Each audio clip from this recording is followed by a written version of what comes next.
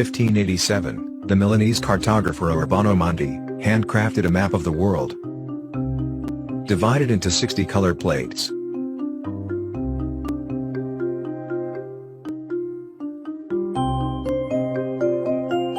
That map accompanied a 4-volume geographical treaty published by Monnti in 1590, called Universal Treaty. Description and location of all known Earth so far, which is very well detailed and decorated. The treatise and map served, not only as a geographic tool, but also to display weather, fauna, habits, length of day, information about the eclipses of the sun, direction of winds and distances within regions. Therefore, this is a universal scientific planisphere. The map remained practically disappeared and unknown until modern times.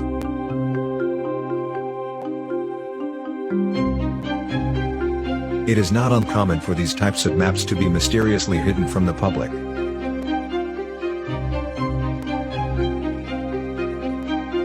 It was obtained by the David Rumsey Center for Maps, Stanford Libraries, California. This map center scanned all 60 sheets and put them all together digitally. The assembled map ended up being roughly a little over 3.30 meters in diameter, being one of the largest maps in the world made in the 16th century.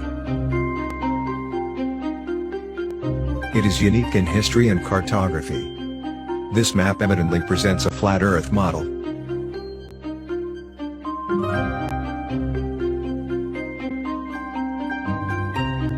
Of course, immediately after the map center, put all the parts together and the map of the flat Earth will remain before everyone's gaze. They said that Orbeno Monnti's wish was supposedly show the entire Earth as close to a sphere as possible three-dimensional using a two-dimensional surface. However, what the map shows is quite obvious and clear. Represents the Earth seen from the top, directly over the North Pole, which is in the center, a perspective that former cartographers hardly used, according to the story they have told us. And in addition to being an irrefutable reference to the shape of the Earth, this wonderful masterpiece of geographical knowledge, it surprises us with multiple lands that surround the circle of the world.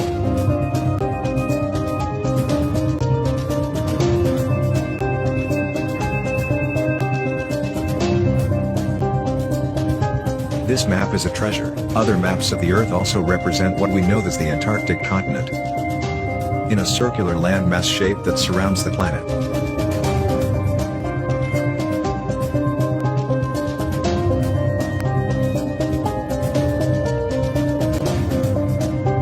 The map of Orbeno Monnti does not have Australia, as we know it, but shows a large landmass where it's supposed to be.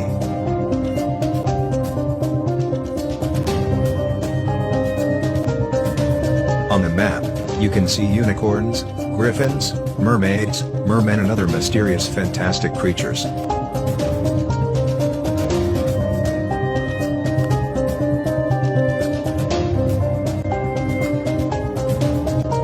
It also shows cities in North America where there should be no cities.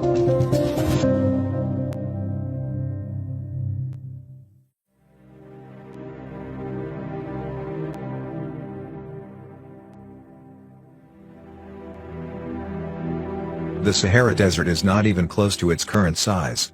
In fact, it isn't even there. There are some small deserts located in the vicinity of the Sahara today.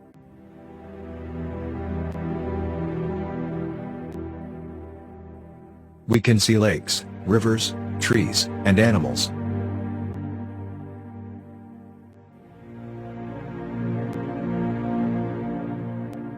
What is important, we can see cities or towns in places where scientists they say there shouldn't be any.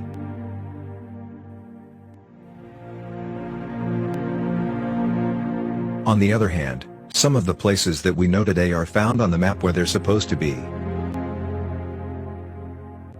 This suggests that the map was accurate at the time. The differences that we see in specific details must be attributed to when this map was actually created. And there is no definitive information on whether Orbano Monti compiled the map based on the original research of your time, or if you used some older sources.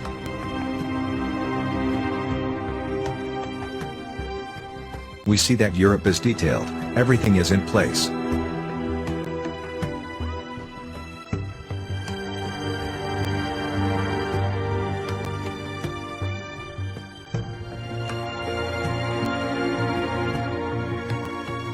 The Egyptian pyramids are also on the map, as well as the city of Cairo. Muscovy on this map is a ruined province, a river, and a lake. We observe that 12 kings are represented on the map of Urbano Monti. You have to think that they are the most influential nobles, the rulers who manage the destiny of the world.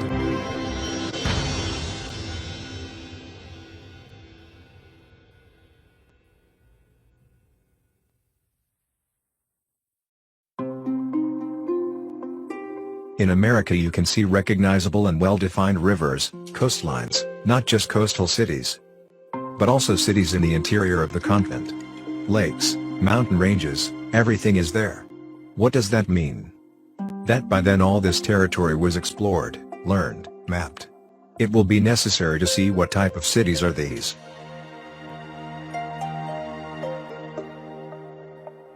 And in North America, deep in Alaska, we find a mention of Tartary. Summer training camp of the Tatars. It means that this territory had been studied, mapped, indicating mountains, rivers, forests, cities and the summer camp of the Tatars.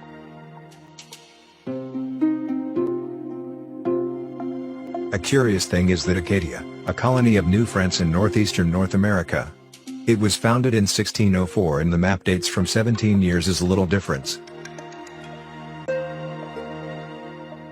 But this is only between the map creation dates and the founding date of Acadia. But, here's another interesting thing, see how America is represented on this map.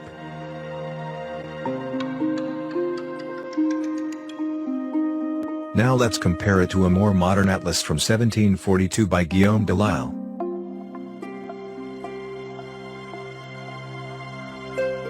"150 years earlier, Urbano's map shows it complete. The fact that 150 years before 1742, judging from these two maps, the territory of North America was known, and at least, it wasn't just a blank spot in the World Atlas. Something quite strange. And Africa looks green and flourishing, riddled with a network of deep rivers.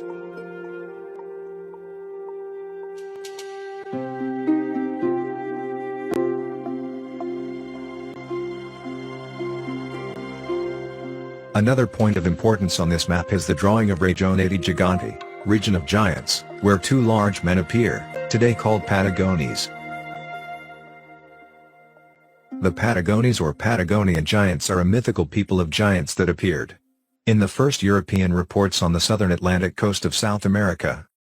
Region that for that reason received the name of Patagonia. Here's another thing, why is no one surprised by how Antarctica was depicted by the ancient cartographer? This is a full projection of the atlas. What do you see there in all those lands that? Are they unknown to us?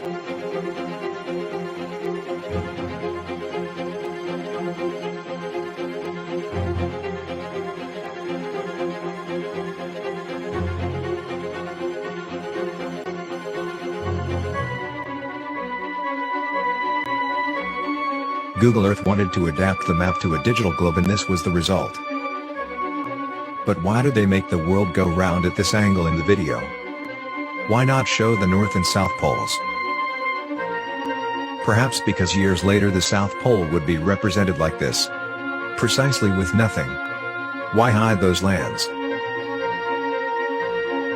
And no one said anything about how the South Pole is represented on the map of Urbano Monti. But, there is a KMZ file for the Google Earth program, which can be downloaded. And you can see the projection of the atlas on the globe world also below. It seems that here the plane could no longer be adapted well to the balloon. What is in the upper right corner is probably Australia, but does not match. For nothing the Antarctica of Urbano Monti, nor the lands that are seen there, with the current spherical model. The funny thing is to see why Australia separated it from Antarctica on maps after this one. At the North Pole there are also differences with the one they show us today.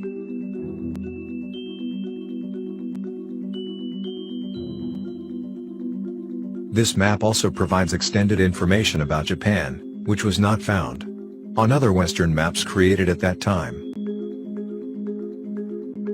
Another mystery is that the map clearly provides details of the areas not yet discovered in 1587.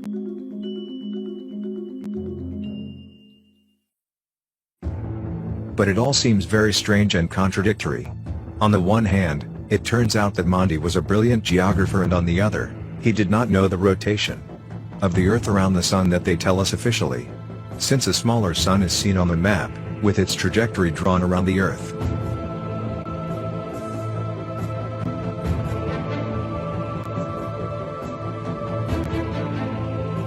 It is also observed that the compass points to the North Pole on the plane of the Earth. Nor does it mean that this map is the absolute truth. It may fit the possibility whether it is false, like many other documents, or not, as it has a lot of accurate and interesting data. This map definitely has secrets and provides for much more analysis and study. Unfortunately, in order not to delve deeper into the map analysis, some say that Urbano Monti was a kind of fantasy cartographer. But how do you explain that, at that time, in the 16th century, someone ordinary like Urbano Monti could map all of America, less than 95 years after Columbus discovered it, and have the entire world atlas drawn correctly and fairly detailed ready? Making a map of the world with such characteristics and that precision is very difficult.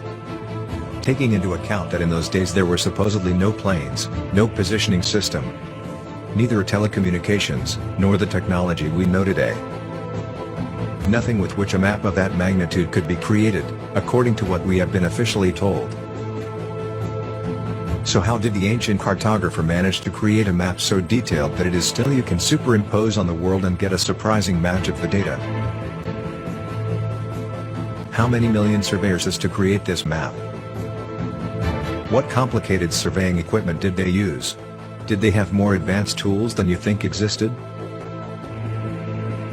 There would have to be a level of technological capabilities at that time to be able to do this great job, since we are talking about a complete map of the world.